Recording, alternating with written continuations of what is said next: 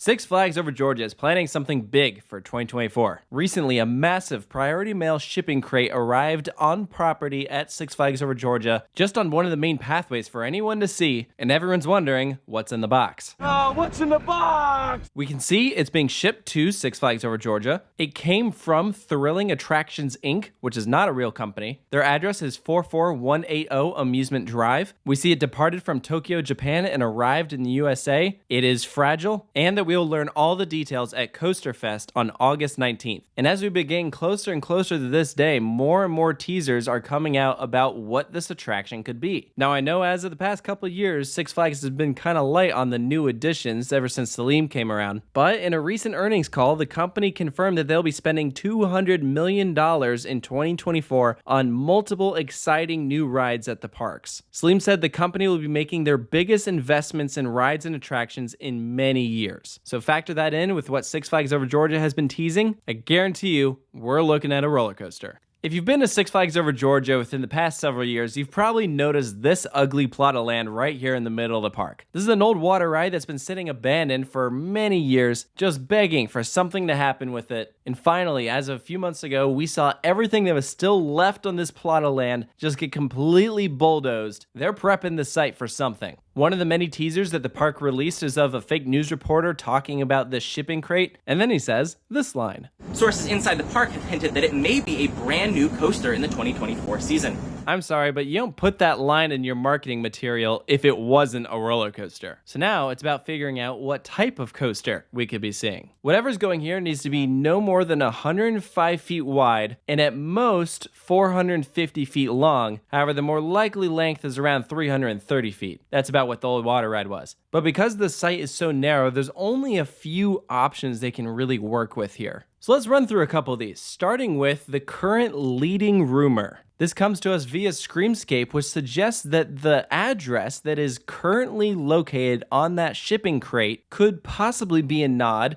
to an Intamin Ultra Surf. If you're unfamiliar with this ride concept, it's probably because one has never been built. Think of it like an Intamin half-pipe meets a Mach Ride's Power Splash. You still have that same classic vehicle setup, two groups of riders facing outwards in a circle, spinning as you're going around the course, but now instead of a regular U shape, there's an airtime hill in the middle. So kind of like a Zamperla Disco. The way that it kind of resembles a Mach Ride's Power Splash is you can get a version of it with water effects. The main difference is though, it does not use that as a method of braking. So it's like how a Power Splash, that pool of water fills up to the top, you skid across and that's what slows your vehicle, creating that wave. Here, those streams of water are just triggered by sensors. Riders might get misted, but they're not going to get drenched. It's mainly meant to be a visual spectacle. I know originally many people were pointing to a Mach Ride's Power Splash saying, you know, Six Flags Over Texas just got one. It makes sense to send one over Georgia. You know, over Georgia doesn't have a launch coaster. They could use another water ride. But the big problem is this plot of land is too small for a Power Splash. You'd need a length of 530 feet to make that happen. We're almost 100 feet too short. And you can't extend that at all because to the right you have Justice League and to the left you have the finale helix of Joker Funhouse Coaster. So you're pretty bound to this area. That's where the Ultra Surf comes in. That has a maximum length of 344 feet. That's pretty perfect. What makes this interesting is that if this is true, this would be the first time Six Flags is buying an Intamin roller coaster since 2011 and Green Lantern First Flight.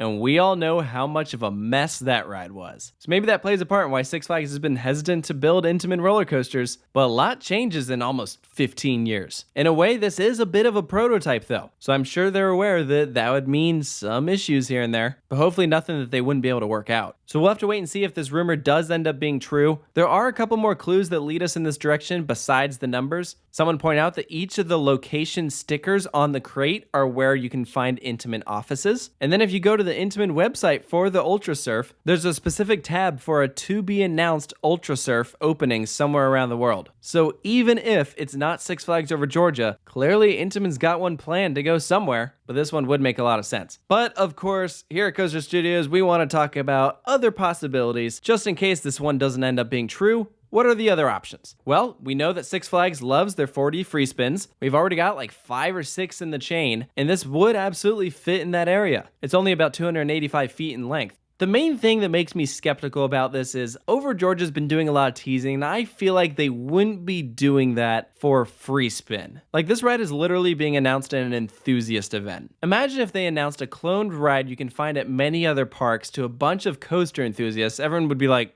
oh, okay. It'd be kind of anticlimactic, right? They want people to get excited, so it makes sense to announce something brand new to a bunch of the nerds. We mentioned how Six Flags Over Georgia could use a launch coaster. There are a few compact swing launch options that you could go with. You have the Premier Ride, Skyrocket 2, S&S's Gale Force, something of that size. Even Zamperla has their Double Heart. All three of these options would fit in this plot of land, but I don't think it's a Skyrocket 2 for the same reason I don't think it's a free spin. Something like Gale Force could certainly be cool, with a completely custom layout, although I always kind of figured that if they were going with an S&S launch coaster, they'd use one of their compressed air coasters, like Max Force. That'd be a fantastic fit at this park. But I think if you're going with something like Max Force, you move it somewhere else in the park, maybe over by like Pandemonium. There's plenty of room over there. And then as for Zamperla, it'd be a prototype. We've never seen a coaster like that from this company before. Not saying it's impossible, but it'd be a leap of faith, that's for sure. A ride type that might be a safer bet than a Double Heart is an RMC Raptor. When you think of super compact thrill coasters, I mean, this has got to be towards the top of the list. It would absolutely fit in that footprint with tons of room left over. It would be the park's second RMC after Twisted Cyclone. We've seen Six Flags work with RMC in the past. The only thing that's making me skeptical about this is we just saw another RMC get built down the road at Fun Spot Atlanta. Although honestly, Six Flags might not even care about that. I don't even think they really see Fun Spot Atlanta as competition. So I definitely wouldn't rule this out. And of the options that I've mentioned thus far, I would say this one would be the more likely.